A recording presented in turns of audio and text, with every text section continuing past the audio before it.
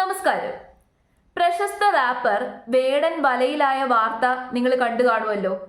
ഇന്നലെയാണ് വേടനെ പോലീസുകാർ തൂക്കിയെടുത്തോണ്ട് പോയത്. മിനിഞ്ഞാന്ന് 3 ഫേമസ് ആയിട്ടുള്ള സംവിധായകന്മാരെയും പോലീസ് പൊക്കിയ വാർത്ത നിങ്ങൾ കണ്ടു കാണും. സത്യത്തിലേ എങ്ങോട്ടാ നമ്മുടെ നാടിന്റെ പോക്ക്? കേരളത്തിന്റെ പോക്ക് ആലോചിച്ചിട്ട് ഒരു എത്തും പിടിയും കിട്ടുന്നില്ല. അത്രയും പരിതാപകരമായിട്ടുള്ള അവസ്ഥയിലാണ് ഇപ്പൊ നമ്മുടെ നാടുള്ളത്. ഇതിപ്പോ ഗോഡ്സ് ഓൺ കൺട്രി അല്ല. ഈ നാടിപ്പോ ഗോഡിന്റെ കയ്യിലല്ല, മാഫിയകളുടെ കയ്യിലാ. ഇതിപ്പോ മാഫിയ ഓൺഡ് കൺട്രിയാ.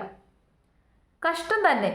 ഇത്രയും രൂക്ഷമായിട്ട് മാറാനുള്ള ഒരേ ഒരു കാരണം നമ്മുടെ ഭരണകൂടമാണ്, അങ്ങനെ തന്നെ പറയാം. ഇത്രയും നാളും കണ്ണടച്ച് ഇപ്പം വല്ലാത്തൊരവസ്ഥയിലേക്ക് നമ്മുടെ നാട് മാറിക്കൊണ്ടിരിക്കുകയാണ്. നമ്മുടെ നാട്ടിലുള്ള എല്ലാ മേഖലയിലും ഇപ്പൊ ഇത്തരം വസ്തുക്കൾ പിടിമുറുക്കി കഴിഞ്ഞു. ഒരു മേഖലയില്ല ഇല്ലാത്ത, എല്ലാ മേഖലയിലും. സിനിമ എന്ന് പറയുന്ന മേഖലയിലാണ് എനിക്ക് തോന്നുന്നു കൂടുതൽ. പാട്ടുകാര്, സംവിധായകന്മാര്, രാഷ്ട്രീയക്കാര് എല്ലാവരും കണക്കാണ്. വേടനെ പിടിച്ച വാർത്ത അറിഞ്ഞപ്പോൾ എനിക്ക് ചിരിയാണ് വന്നത്. എനിക്കത് കോമഡി ആയിട്ടാണ് തോന്നിയത്.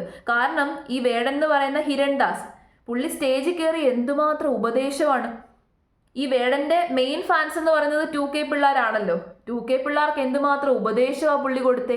മക്കളെ, ഇതൊന്നും ഉപയോഗിക്കല്ലേ മക്കളെ, ഇതൊക്കെ ചീത്തയാ, ഉപയോഗിച്ചു കഴിഞ്ഞാൽ നിങ്ങൾക്ക് തന്നെ കേടാ, അതുകൊണ്ട് ആരും ഉപയോഗിക്കല്ലേ മക്കളെ, ഇങ്ങനെ പറഞ്ഞ വ്യക്തിയാ.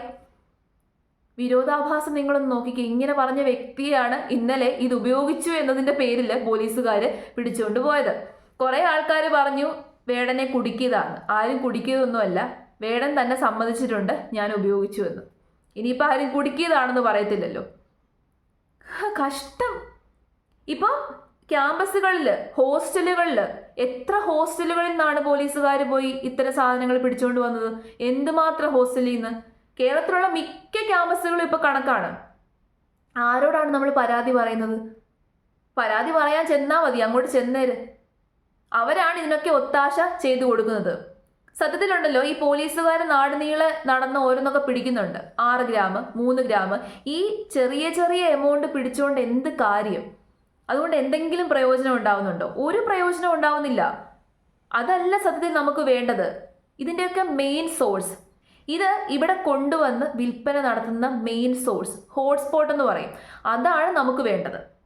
ആ ഹോട്ട്സ്പോട്ടുകളെ പിടിക്കണം, ആ മെയിൻ സോഴ്സുകളെ പിടിക്കണം. ആ മെയിൻ സോഴ്സുകളെ പിടിച്ചെങ്കിൽ മാത്രമേ ഇതിനൊരു അറുതി വരുത്താൻ വേണ്ടിയിട്ട് പറ്റത്തുള്ളൂ.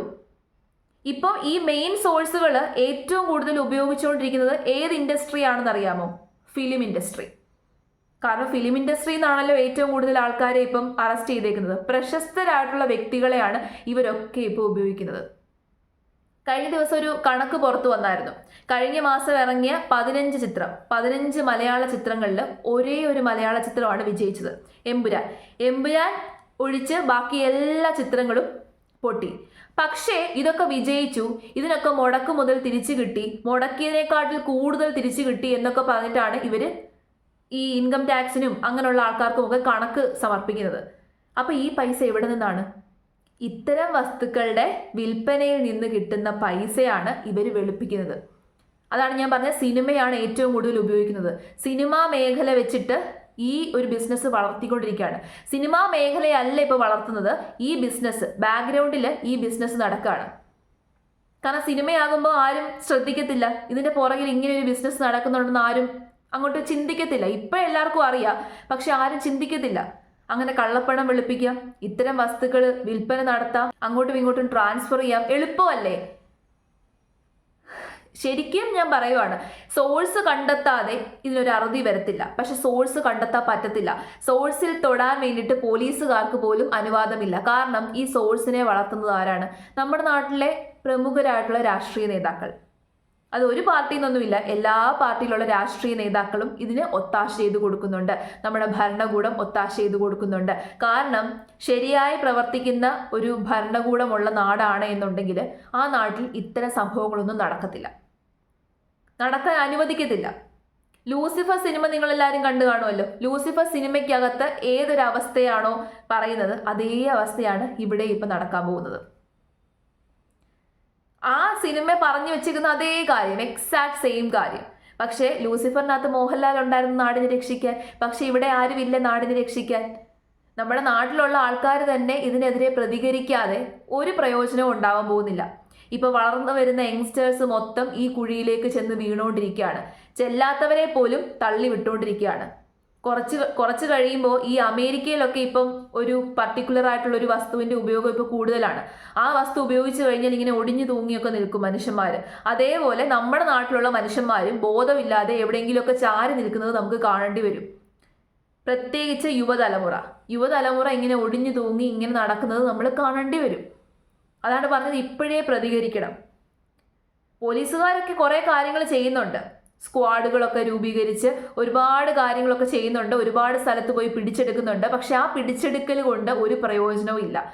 അതല്ല ശരിക്കും നമുക്ക് ആവശ്യം. യഥാർത്ഥത്തിൽ നമുക്ക് ആവശ്യം എന്താണെന്ന് ചോദിച്ചു കഴിഞ്ഞാൽ കറക്റ്റായിട്ടുള്ള സ്പോട്ട് കണ്ടെത്തുക, സോഴ്സ് കണ്ടെത്തുക, ആ സോഴ്സിനെ റൂട്ടിൽ നിന്ന് തന്നെ ഇല്ലാതെയാക്കുക. അങ്ങനെ ചെയ്തു കഴിഞ്ഞാൽ നമ്മുടെ നാട് രക്ഷപ്പെടും. ഇല്ലെന്നുണ്ടെങ്കിൽ ഈ അവസ്ഥ ഇങ്ങനെ തുടരും. ഭാവിയിൽ വലിയ പ്രശ്നങ്ങളിലേക്കൊക്കെ പോകും.